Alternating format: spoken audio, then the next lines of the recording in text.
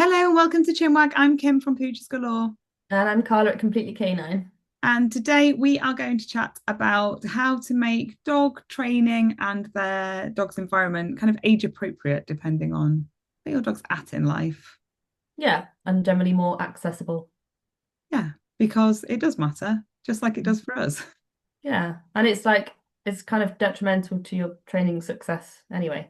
Yeah, absolutely. And because Mm. we're both very aware of pain in dogs as well. Oh So yeah, hyper aware now. hyper aware, hyper Hyper aware. aware. So I find when I go into a new puppy owner's house that my eye automatically scans the environment Yep. for things that are potentially going to be destroyed Hmm. in the first few months of having that puppy. Yep. Wicker, Wicker's so tasty. so Feels so tasty. good. Quite an expensive looking rug on the floor. Yeah. Um, Logs by the fire. Yeah. Children's toys, clutter, Children's, yeah. pens, Dangly coasters, blankets over the side of sofas. box of tissues, bin. Yeah, there's so many, but I just do it without realizing now. Yeah. Uh, Yeah. You know quite a lot about the people, the house, the dog, the whole situation within the first 5 seconds of walking into a house, don't you? yeah. And I have said because a lot of people rugs are always the one, aren't they? They're getting peed on or chewed up. Like Yeah. one of those two things is always happening. Yeah. I'm very much like feed it, Yeah. store it somewhere for just a. It kind of goes back to what we were saying last time, doesn't it? You can train it or you can manage it. And with house training, it's a process. You're going to train a lot of it, but you're also going to need to manage it quite a lot. And so, should we just roll the rug away? Just Yeah. for Also, it's July. You don't need your rug. no, not necessarily. Although I do because my floor in my kitchen gets so unbelievably hot in summer that actually we need islands of cool. To stand on, yeah. But then on the flip side of it, if your floors are super slippy, Yes. we've got the other problem there. So actually, I mean, some rugs don't help that because they're not rubber based, but No. if you can put down some kind of non-slidey, Underlay non-slip type of mat. thing. Yeah. Yeah, that's always better. I mean, it works a lot of ways. So if you've got a puppy, it's really helpful because a lot of the time you find puppies like to, as soon as they can get on a sofa, they're like, I can jump on the floor and onto this sofa. I Yeah. can jump on the floor onto this sofa. And you get zoomies and you get a lot of accidents happening because the dogs are jumping off and then slipping across the floor. So it's a lot of instability. So you almost don't want to have your big expensive rugs, but you can put down Yeah. some slightly Hop to cheaper. IKEA and get the Yeah. cheap and cheerful ones. Yeah, even Aldi. Aldi's really good for this. Yeah. They Yeah. always have them. And then if you've got an older dog, your non-slip mats are really, really good. They're not only for their like stability and walking around the house, but if you've got a dog who's got maybe a diminished sense, so I don't know, they can't see as well Yeah. or whatever, then they can follow the rugs Yeah. through the house. So we did that with Charlie. He found it easier to find his way Yeah. places because we had the rugs. Or again, if you've got a dog who has some kind of injury, dysplasia, whatever, then that's also a Yeah, possible thing. absolutely. Do you remember a few years ago that awful dog trainer on, I want to say Channel 5, who there was a big hoo-ha because he was doing I never watched this program, but I have watched this one because sometimes they really blow up, don't they, on kind of social media or Yeah. people asking. And he was calling this golden retriever a diva because it would only jump off the sofa if the mat was down and wouldn't do it if Yeah. just the laminate floor was there. And they were the trainer, who I will not name, was calling this dog a diva and like joking about it. And before I'd even seen it, I was like, the dog's in pain. Like it Mm. doesn't want to jump onto the slippy floor because it hurts when the paws don't land properly and they slip. It Mm. hurts. And the dog is very clever. They have learned that when the rug is there, it doesn't hurt. Mm. And like things like that. So if there's a behavioral change where the dog isn't able to do something or is reluctant to do something like jumping down, or my old golden retriever, it was always the bottom of the stairs. She would struggle because it would like you come down the stairs and it was laminate floor. So we Mm. put a rug there so she had like a landing Yeah. point at the bottom of the stairs before she went into the lounge. So just thinking about why is it that they don't like doing something? Just walk around your house, like from try and do it from your dog's point of view and On just all assess. I fours. don't mean on the, I knew you were going to say that. Yeah, you could. Have you I seen mean, if you Victoria wanted Stilwell to. doing that on some of her things, lying on the floor in the kitchen to see what the dog can smell, hear, think, and stuff? Might be a good insight. But I do think that what we have to think about is when they're really little, I think we're more set up for, oh, they might be on the rug, I'll take the rugs up, or they might, they might need this, or they might need that, or we'll put a baby gate here, or we won't walk them for too long because their joints are developing. So we'll follow the 5 minutes per month of age rule or whatever it is. And when they're little, we're very aware, we're very set up, and we think a lot about the environment of the puppy, how much training we're going to do, how much walking we're going to do. And then that phase obviously ends, and we they go into this kind of middle period after adolescence, but before old age, where they can kind of do everything. They're generally not in pain a lot. They can walk as far, like for as long or as short as you want. With the training fades out for a lot of dogs. We might do agility with them and they're fine with that or whatever it is. But we forget then that they go into this older period. And for some dogs, that can start quite young, Mm. or what we would perceive as young, kind of 7, 8 years old, which is no time at all, really, in a dog's life. But that they then need more considerations brought back in. Yeah, I think that's missing.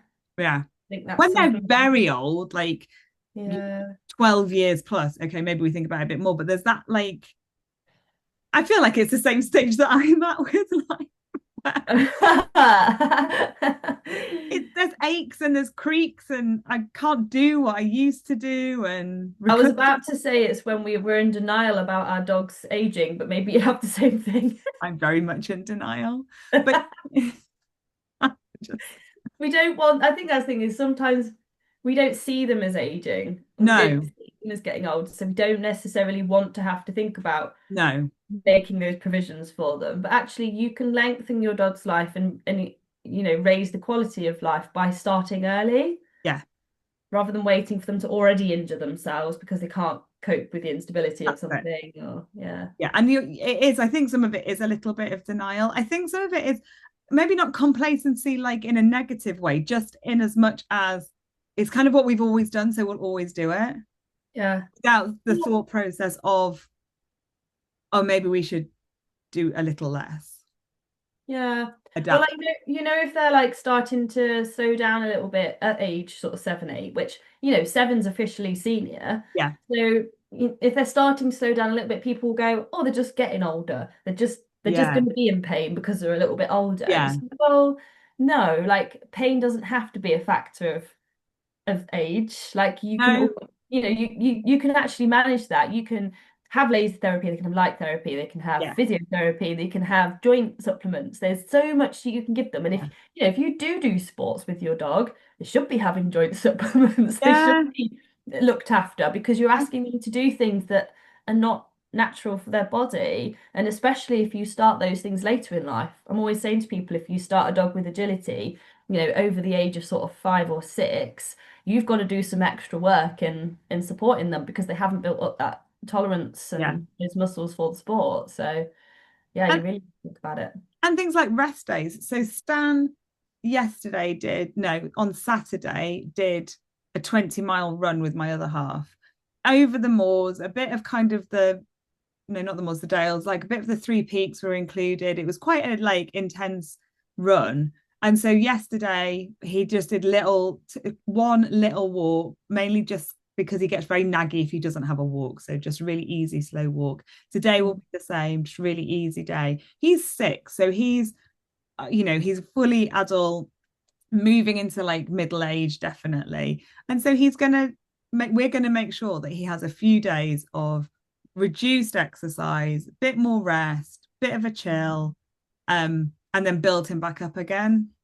Yeah, and I think that's really good that you can be flexible like that because I Yeah. feel like a lot of people perhaps are sticklers for routine Yes. and they're like, we need to go out with the dog at 6 a.m., at 6 p.m. And And that's we what we do walk this every route. day. Yeah, Yeah. we do this route every time. The dog needs it. The dog Yeah. needs to have this consistency of exercise. And I'm like, you need it. Yeah, yeah, Dog doesn't. The dog yeah. is just really tired. The It's dog like a might be happy to go out for a poo and come yeah. back. Yeah, I totally and yesterday it was absolute torrential rain here, so that worked well all round. But equally, even if he hadn't done the 20-mile run the day before, he can have a day of like exercise. He can't go a whole day without being out for a walk, but equally, I do think the dogs do need to leave the house. But Yeah. what you do outside of the house doesn't have to be that 1 hour march around the route that you want to do. It can just be Mhm. down to the field, sniffing and Yeah. home. 10 Yeah. 15 minutes. I hate being in the house all day. I get like I just need to get out. So I totally think that dogs need something, but yeah, It's have from the stimulation point of view, isn't yeah, it? So it's just experiencing something different. yeah, It's quite boring to be in the same four walls an yeah, entire day. In fact, I'd be climbing up the walls as well, to be fair. yeah. I was like that in lockdown. Like I really struggled with the inability to just pop out and Yeah. just do normal stuff that I would do. So I do think, but that you have to have flexibility. You can vary your week depending on. So if you do agility, maybe the day after you don't do loads of walking, they have a easier day. But you would Mhm. do that with a puppy, kind of with less thought. You would just do it naturally. Yeah. I like to think about puppy socialization over the course of a week. So we have got quite a small window to get quite a lot in for puppies with their socialization. But if we plan it over a week rather than on a day-to-day basis, that makes it so much easier. So if Mm. you want to take your puppy into town to do a bit of maybe coffee shop or just walking around um, town streets, which are obviously very different, then you plan that. And then the next day you might be like, well, actually, we'll have a really easy day, or we might just do the field, which is a whole different type of socialization, which is a little bit easier for the dog. Maybe they've done more of it. Yeah. So if you go with that with your older dog as well, like, oh well, we do scent work on a Monday, so Tuesday we'll have an easy day, and then Wednesday we you can start to make their life a little bit more balanced overall. Yeah. And it's just constantly adapting and assessing their level of energy and their mental and physical stimulation that they get, and just being comfortable with aborting whatever you're going to Yes. do if it's too much. Yeah, I do think that's a big thing. And I know I am guilty of this a lot of the time because when I do my walk in an afternoon, there's there's two main reasons I do my well, there's obviously the walking the dog is the main reason, but there's like two for me personally, there's two reasons. Either I want coffee, so we walk to the coffee You shop. have a destination. I have a destination and it's always a coffee shop. Or I want to decompress myself and I don't want to see anyone because Yeah. and that often happens if I've had quite a stressful day at work um or I've just had a lot of stimulation in my own life. Like I do often do a run club in the morning. So at 6 a.m. I'm around a lot of people for an hour. Then I come home and I've got Alice and John here. And then I go to work. And like sometimes my day is just people, people, people, people, people, people. And sometimes I just want no people. Yeah. And so I have routes for both of those things. I have the coffee route or I have the not seeing anybody route. Um, and I find them really hard to cut short, Yeah. especially the coffee one, because if I cut that Would you short, go without Stan, or is this just like part of, is I that part of the could go routine? without Stan, but I probably wouldn't. I Yeah. probably wouldn't. Like I don't really have an hour just to walk to a coffee shop and back in my day normally. So Yeah. I could do it. I have cut it short, but it's very sad. The walk where I do because I want to decompress, I can cut that short, and I often do. I find that a little bit easier because I'm out in nature, and I'm still out in nature. It's just a short period of time. Yeah, So that's fair. I think it is. I find it hard. So I do find it hard to advise other people, but I do say, we do get very stuck in this. I'm going to walk on this route, and this in Yeah. my head, this is the route I'm going to take around. And it is Yeah. really hard to get a quarter of the way into that and be like, I'm going to head back because Yeah. maybe we feel like we failed or we haven't succeeded or we haven't completed our goal or I'm quite Yeah. a goal orientated person. So the You goal don't of coffee say. is really good for me. I also, as I don't know if I talked, I'm obsessed with how many steps I do a day, not in a healthy way. And No. so, what's the other day? And I looked at my diary and I knew that they were all like non-walking appointments. And I wasn't running that day. And I was literally panicked that I wasn't going to get my 10,000 steps in. So I switched my walk with my husband so I could have to get my steps in the morning. And I still did 20,000 that day. So sometimes Yeah. it's the only. I don't do that. Yeah, my daily step average is ridiculous. I think my Mm. Garmin says it's 20. My average is 25,000 steps a day. We're recording this at 17 minutes past 9, and I have done 17,500 steps today. I've done about 12. Really bad. Yeah, I've been up and down my stairs to get coffee so far. I don't think my level of obsession with my steps is healthy. No, it's not. I fully wholeheartedly agree with you. So, but that's there's worse things to be obsessed with. Yeah. I do think that for maybe this is just therapy session for me, but the ability to go, actually, my dog is not having a good time on this walk for a range of factors. Maybe they have been overstimulated by too many things and they've become a little bit reactive, a little bit barky, a little bit frustrated with the environment. I don't know what, every dog will be different. Or maybe they look like they're in pain, or maybe actually you're doing the walk for you and the dog really didn't need the walk. So thinking about it, and that's at any life stage. That's not just young and old dogs. That is at any life stage. Yeah. And if you find it really hard because you have a planned allotted time to do it and it's like messing with your schedule or your head, can you suss a plan B of what you do if you bought the walk for Yeah. yourself and for your dog, so that you go, plan A is we go walk and do this. If it feels wrong or it's not going well, or the dog's doing really well with this training thing on the Yeah. wall and I'm going to leave while it's good, can I then have the backup thing that I do when I go home? Maybe it's I put a snuffle mat down for my Yeah. dog and I get a cup of tea and go in the garden and do whatever. Yeah. Like, if that's what you need to do for yourself to stop yourself do it. Yeah, Secondary absolutely. decompression for both of you. Yeah, totally. And I think, I'm a big fan of getting dogs to do more scent work, and that does not have to be complicated. We're not looking for high level drug dogs here that are doing amazing indications on the smallest bit of scent. That is finding treats in the garden. Yeah. It's finding a little ramekin with some food in. It can be as simple as you want it to be. Yeah. I think sometimes, and again, this goes back to what we were talking about last week, we can overcomplicate these things. Yes, it's lovely to have a dog that can do beautiful indication on a drop of clove oil in the garden. Amazing. But we don't have to put loads of time in. We can just I've hid 5 treats in the garden. Off you go find them. Yeah, exactly. And that'll be like really accessible again. So if you've got a puppy or an older dog or a dog that's like not able, doing something that's nose based is something that is going to be more accessible for them than anything else. And because you've literally just put food down in it, in a ramekin, like they're going to get those little like endorphin hits from doing the exercises. So that's really good. So scent work is definitely something for everybody to be able to do. It is. And it is also really good if you have children and a bitey puppy. Yeah. Because the children can hide the treats, they can send the dog off to find the treats, and they are 2 things that are not contact sports between, you're playing with toys where the dog can or the puppy can get mouthy onto hands. As the adult owner, you can look after the dog. The children can go and hide the treats. The children come back, tell the dog to go and find it. They can follow the dog around the garden. They can help the puppy find the treats, but it is separate. Everyone's safe, and then after that, the puppy will pass out with sleep, and everyone can have some peace.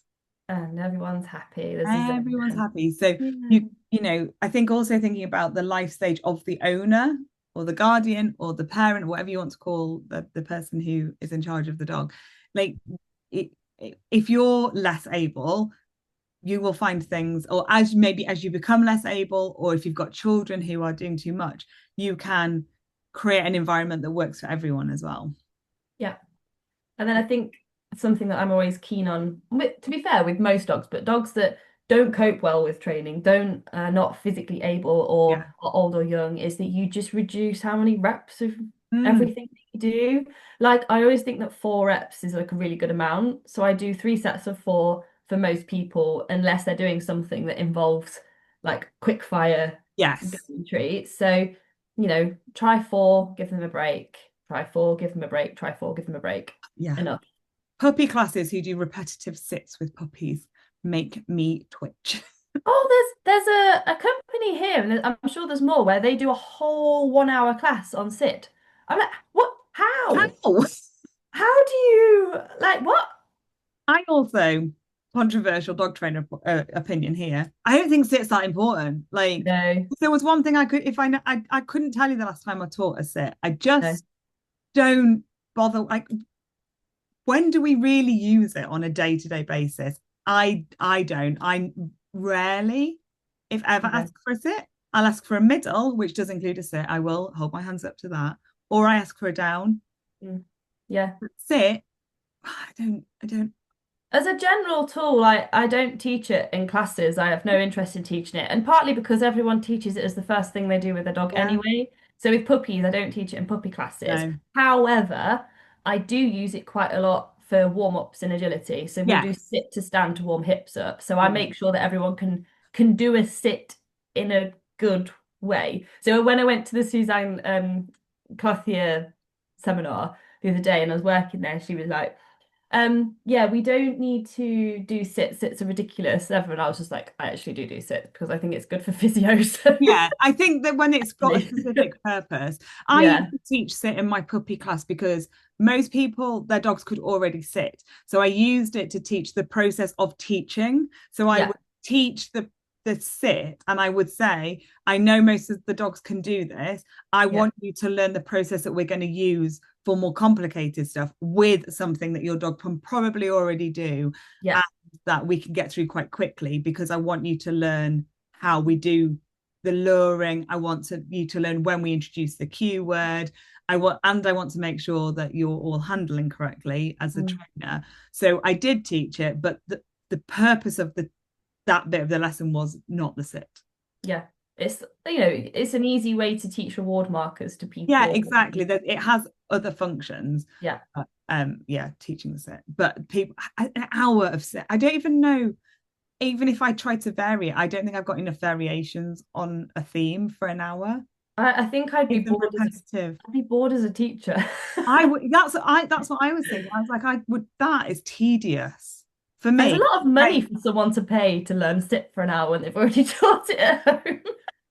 I mean, if I teach it for more than 5 minutes, I'm like, oh God, let's move Yeah. on. Let's do something else. Yeah, but even like they'll have like a loose lead class where it's loose lead. It's like an hour of loose lead. And even when I teach loose lead workshops, I don't do an hour of loose lead Oh, walking. That's the oh, most boring thing.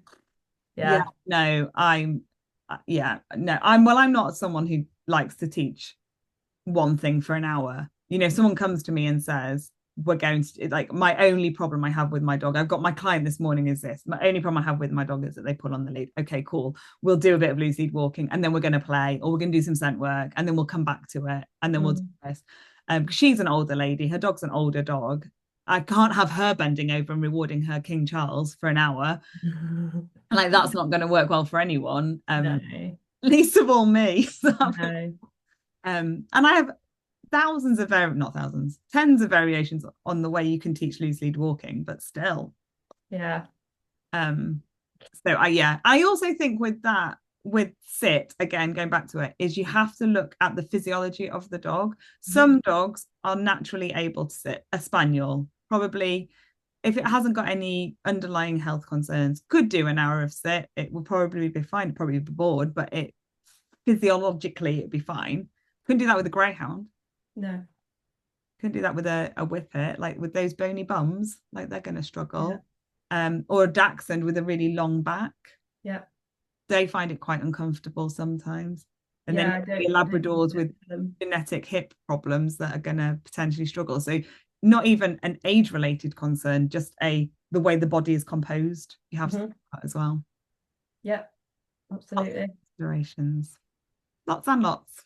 Lots and lots. I really enjoyed it. We did started a canine climbers workshop this week, a two-part thing, and it's basically parkour, but the first session is all about how to understand your dog and how they move and to introduce intricate movements like lateral side steps and things like that. And it was amazing because I think people think of movement and parkour as like jumping across things and Yeah, it's exciting and it's massive, and it's not. It was about how teaching them how to move purposefully and slowly and carefully. And yeah, I really, really enjoyed it. And I want to blow this up, make it something that people think about more because I yeah, think it really does make them think about how their dog is moving and what they're asking them to do. yeah. Proprioception in dogs is so important. Yeah. And just from the point that it gives your dogs loads more confidence as well. Yeah. So fab. Well, hopefully that's food for thought for people and just Mhm. thinking about their dogs a little bit differently rather than like me. Coffee is the goal. I think also because I'm always so time pressed that I'm always like, right, I can tie those two things together. Yeah, perfect. We can always tie coffee in. Or Yeah, it's always a way. right, we will see you next week. See you next week. Bye.